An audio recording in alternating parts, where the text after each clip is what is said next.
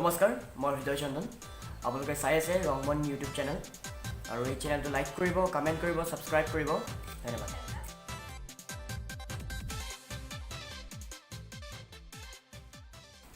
হৃদয় চন্দন, তোমাক মই নেক্সট কুৱেশ্যন এটা সুধিব বিচাৰিছোঁ। তোমাৰ মতে জীৱন কি? জীৱন হয়, বহুত ডাঙৰ কুৱেশ্যন কৰি আছে আপুনি। কোৱাচোন, তোমাৰ মতে মানে কি? সৰল ভাষাত কৈ দিয়া। সৰল ভাষাত ইটছ এ গেম। মোৰ মতে এইটো এটা গেম। গেম মিনছ এখন সংগ্ৰামৰ খেল। যদি আপুনি নিজকে এজন খেলুৱৈ বুলি নাভাবিব, আপোনাক কোন মুহূৰ্তত কোনে পেলাই থৈ গুচি যাব আপুনি গম নাপাব।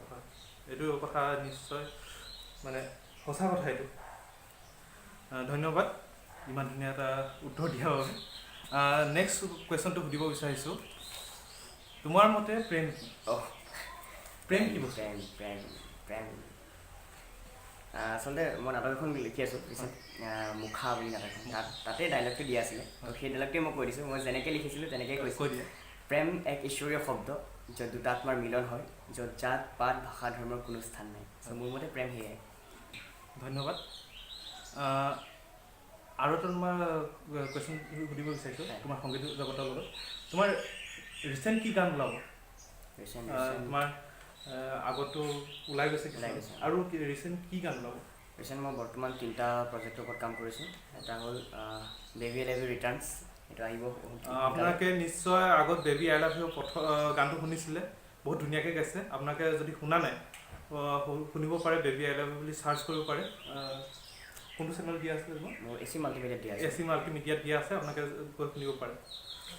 আৰু নতুন গান কি ওলাব তোমাৰ? আৰু হিন্দী প্ৰজেক্ট এটা কৰি আছোঁ। হিন্দী প্ৰজেক্ট তাৰপিছত আৰু প্ৰিয়া এলবামখনৰ থাৰ্ড ইনষ্টলমেণ্ট। হয়, ধন্যবাদ। এতিয়া তোমাক কেইটামান তুমি ভাল পোৱা কুৱেশ্যন সুধিম। তুমি মানে কি বস্তু ভাল পোৱা তাৰ ওপৰত সুধিম। তোমাৰ ফেভৰেট ছিংগাৰ?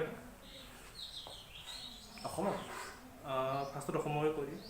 অসমৰ অভিয়াছলি জুবিন দা ভাল লাগে, ভূপেন হাজৰিকা ভাল লাগে, জয়ন্ত হাজৰিকাৰ গান মই খুব শুনো।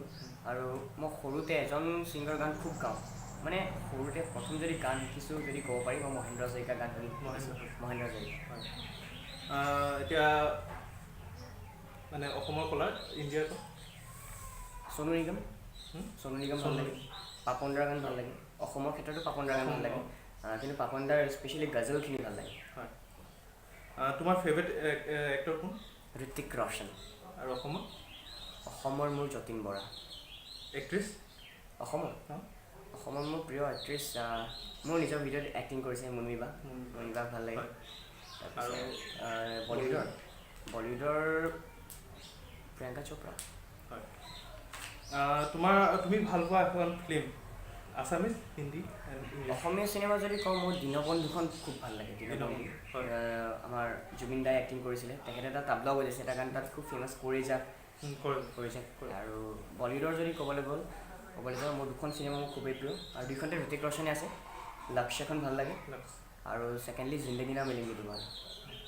আৰু ইংলিছ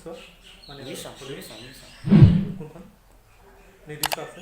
নিৰ্দিষ্ট বুলি হলিউডৰ বহুত কেইখন তেনেকৈ নিৰ্দিষ্ট বুলি ক'ব নোৱাৰি। তোমাৰ ফেভৰেট গান? অসমীয়া হিন্দী, ইংলিছ? অসমীয়া দুপালপিতা বৰষুণ, জুবিন দাৰ। আৰু হিন্দী তেনেকৈতো প্ৰত্যেক দিনা ওলাই থাকে, মানে নতুন নতুন গান ওলাই থাকে, প্ৰিয় হৈ গৈ থাকে। আৰু ৰিচেণ্ট মই এইকেইদিন এটা গান খুব শুনি আছোঁ, পাপন দাৰ তুম মুঝে কেছে পতা না চলা, এইটো খুব শুনো। এইটো নহ'লে মোৰ টোপনি নাহে আজিকালি। আৰু ইংলিছত শুনো? ইংলিছত মোৰ মাইকেল জেকচনৰ ভাল লাগে, গান ভাল লাগে, ওৱান ডিৰেকশ্যনৰ ভাল লাগে। তোমাৰ ফেভৰেট প্লেচ ঠাই? নিজৰ ঘৰ। আৰু বেলেগ তেনেকুৱা প্লেচ বুলি ক'বলৈ যোৱা হোৱা নাই ন তেনেকৈ।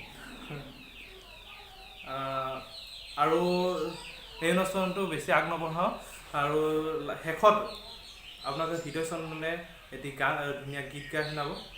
হৃদয় চন্দন, কোনটো গান গাব? তোমাৰ ফেভৰেট এটা গাই শুনাব।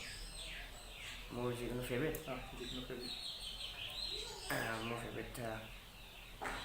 বুলি ক'লে ধেৰ আছে তেনেকৈ। নিজৰ নে বেলেগৰ? প্ৰথমতে নিজৰ কোৱা, তাৰপিছত নিজৰ এক কাম কৰিব, বেবী আই লাভ ইউটোৱে গাই দিম। বেবী আই লাভ ইউ গাই দিম। ঠিক আছে এতিয়া আপোনালোকে হৃদয় চন্দনৰ মুখেৰে এতিয়া বেবী আই লাভ ইউ গানটো শুনিব পাব থেংক ইউ এ রতনপুর বাগানের ছোকরি একটা সেটাই মুখে বারে বারে মন মুহেলা এই মন হাসে পখিলা নাচে চঞ্চল মনে আমার উড়ে যায়লা উড়ে যায়লা baby I love you baby I need you baby I miss you baby I love you thank you Hriday Chandan আৰু তোমাৰ মাজতে মানে ৰিচেণ্ট তোমাৰ গান এটা ওলাইছিলে সোণমণি তাত ৰেপ গাইছা তুমি ৰেপ গাইছিলোঁ সেইটো অকণমান শুনাই দিবা নেকি পিছে মই প্ৰথম পাৰ্টৰ ৰেপ পাৰ্টটো একেলগত কৰি দিছোঁ অ'কে আচলতে মেইন কেছটো এনেকুৱা আমাৰ বয়সৰ মেক্সিমাম ল'ৰা ছোৱালী যদি কলেজ যায় থাৰ্ড চেমত বেগটো লাগি যায় হয় মানে পঢ়া কম ছোৱালী চোৱা বেছি হয় ন তো সেইটোৱে মানে কিছুমান ল'ৰা কথা পাতি আছিলে এবাৰ দোকান যাওঁতে তাহাঁতি তেনেকৈ কথা পাতি আছিলে আমাৰ কলেজ এনেকৈ বেকে লাগে ছোৱালী চোৱাই ভাবাচোন নহয় তো মই সেই কণ্টেণ্টটো লৈ পিনে গান বনাইছিলোঁ আমাৰ য়াং জেনেৰেশ্যনৰ কাৰণে চ' গান তেনেকুৱা ধৰণৰ কলেজলৈ গৈছিলোঁ পঢ়িবলৈ কিন্তু পৰি গ'লোঁ তোৰে প্ৰেমত তোকেহে লগে পাম বুলি ভাবি মই লগাই দিলোঁ বেক থাৰ্ড চেমত এই শুনিছনে নাই বুজিছনে নাই মইতো ফালি দিছোঁ উপায় নাই এই শুনিছনে নাই বুজিছনে নাই তোৰে হিয়াতে দেচোন ঠাই এই শুনমনি হবিনে মোৰে লগৰী এই শুনমনি পিন্ধাবিনে মালা ধাৰি এই শুনমনি হবিনে মোৰে লগৰী তাৰপিছত ৰেপটো আহিব ক'লেও কবি নক'লেও নাই কোনোবা আছে যদি কেয়াৰ কৰিবলৈ নাই অবে ক'লেও কবি নক'লেও নাই কোনোবা আছে যদি কেয়াৰ কৰিবলৈ নাই গোলাঘাট ডিষ্ট্ৰিক্টৰ বৰপথাৰত আহিবি হৃদয় চন্দন বুলি ক'লে অট'মেটিক গম পাবি গোলাঘাট ডিষ্ট্ৰিক্টৰ বৰপথাৰত আহিবি হৃদয় চন্দন বুলি ক'লে অট'মেটিক গম পাবি তই থেংক ইউ ধুনীয়া গান গাই শুনালা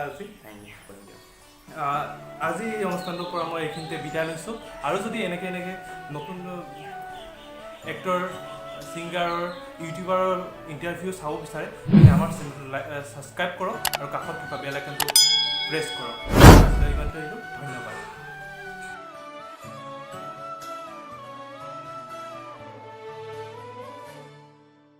দেউতা